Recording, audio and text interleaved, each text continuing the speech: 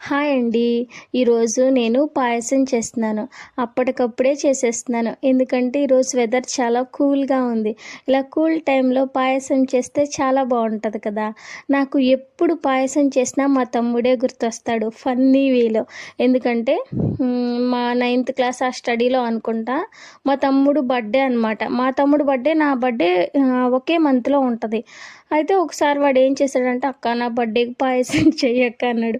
వాడు నా మీద ఎక్స్పెక్టేషన్స్ పెట్టుకొని, అక్క చెయ్యి ప్లీజ్ అక్క అంటే, సరేరా చేస్తాను, నేను కాన్ఫిడెంట్గా చేస్తాను తమ్ముడు అని చెప్పాను.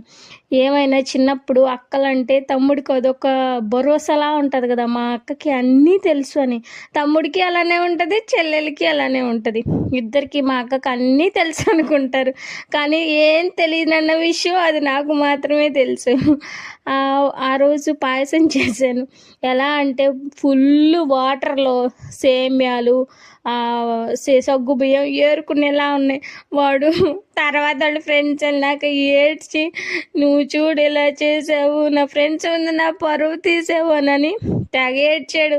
నాకు ఆ సన్నివేశం ఎప్పుడు తలుచుకున్నా భలే ఫన్నీగా ఉంటుంది.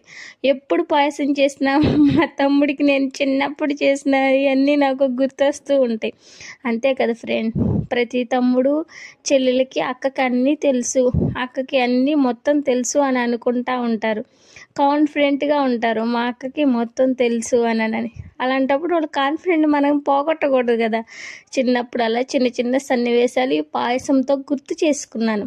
చిన్నప్పుడు విషయాలన్నీ ఇలాంటి సన్నివేశాల్లోనే కదా మనకు గుర్తొచ్చేది. ఇప్పుడు తలుచుకున్నా చాలా కామెడీగా ఉండిద్ది ఆ విషయం.